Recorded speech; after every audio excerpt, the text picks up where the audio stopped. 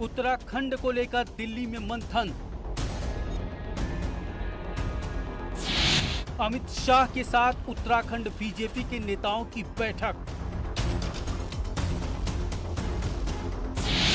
पुष्कर धामी, रमेश पोखरियाल निशंक के साथ शाह की बैठक। विधायक दल की बैठक कल शाम को।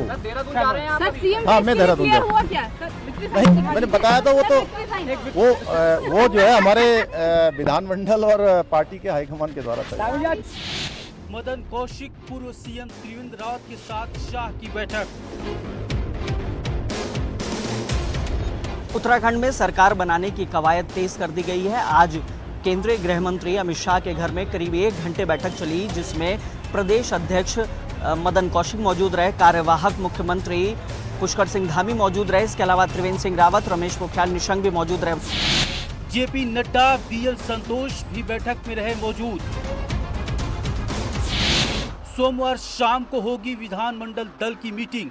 कवायद तेज कर दी गई है, जिसके चलते कल विधायकों को शपथ दिलाई जाएगी और उसके बाद देर शाम विधान दल की बैठक होगी। जाहिर तौर पे जिस तरीके से 23 तारीख को कार्यकाल खत्म हो रहा है, उससे पहले ही शपथ दिलाई जाएगी। अब सीएम नाम की घोषणा होना बाकी है। न्यूज़ 18 मैं हूं आपके साथ मेनका चौधरी। अपनी डपली अपना राग में आज बात हो रही है उत्तराखंड की, सीधे देहरादून से लाइव। और आज क्या क्या अपडेट्स दिल्ली देहरादून में, ये हम आपको देंगे। और साथ ही ये भी कि आखिर क्यों इतना वक्त लग रहा है बीजेपी को ये फैसला करने में कि उत्तराखंड का अगला मुख्यमंत्री कौन होगा, मंत्रीगण कौन होंगे, मंत्रिपरिषद की तस्वीर किस तरह की होगी। इस वक्त हमारे साथ अनुपम त्रिवेदी मौजूद है, एडिटर उत्तराखंड।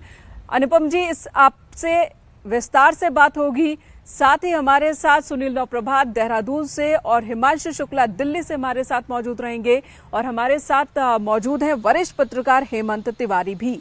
अनुपम त्रिवेदी जी, सबसे पहले मैं आपके पास आती हूं। इतना वक्त क्यों लग रहा है? 10 मार्च को नतीजे आए, 20 मार्च, 10 दिन का वक्त बीत चुका है। पंजाब में तो सरकार ने काम करना शुरू कर दिया है और अब इसे लेकर तंज भी कसा जा रहा है आम आदमी पार्टी की ओर से बीजेपी के ऊपर। इतना वक्त क्यों और कब होगा फैसला मुख्यमंत्री को लेकर? देखिए मेनका, ये एक अभूतपूर्व स्थिति आई जो उत्तराखंड में इस बार आई कि सरकार तो वापस आ गई और जबरदस्त इनको मैंडेट भी मिला, लेकिन सिटिंग चीफ मिनिस्टर ही चुनाव हार गई। ऐसी स्थिति मुझे लगने लगता है बीजेपी ने पहले कभी किसी भी राज्य में इस तरीके की स्थिति से सामना हुआ है, तो ये पहली बार ऐसा हुआ। इसलिए पार्टी को कई दिन इसमें लग गए सोचने में। इस बीच कई दावेदार भी आए हैं, कई नेताओं ने अपनी बात खुल के भी रखी, कुछ ने बड़ी सीक्रेटली भी बात रखी। लेकिन ये बात साफ हुई कि उत्तराखंड में कई दावेदार आए हैं चीफ मिनिस्टरशिप के लिए, लेकिन पार्टी ने जिन 3 फॉर्मूले पे शुरू से काम किया वो यही था, क्या हम पुष्कर सिंह धामी को एक और कार्यकाल दे दें, उनको बाई इलेक्शन लड़ाएं, या फिर विधायकों में से कोई एक नेता चुने, या फिर मौजूदा एमपीओ में से या संगठन के किसी नेता को बागडोर संभाले। तो यही सब गुणा भाग करने में पार्टी को काफी दिन लगे हैं और मुझे लगता है कि अब करीब 11 दिन बाद ये स्थिति अब साफ होने जा रही है। कल विधानमंडल दल की बैठक है, उसमें पटापेक्ष हो ही जाएगा। लेकिन ऑफ कोर्स ये बीजेपी के लिए एक अजीब स्थिति थी, जिसको पार्टी ने, मुझे लगता है, काफी मुश्किल इसमें निर्णय करने में लगा होगा पार्टी के नेताओं को जीवन का।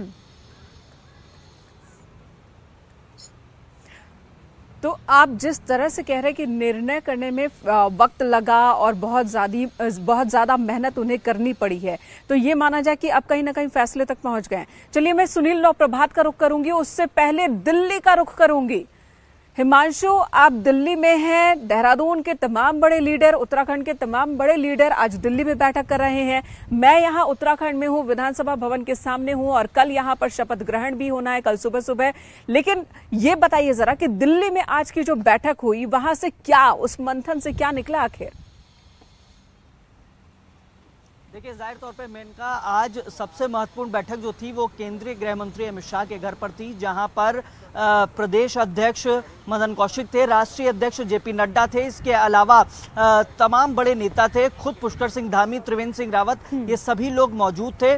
और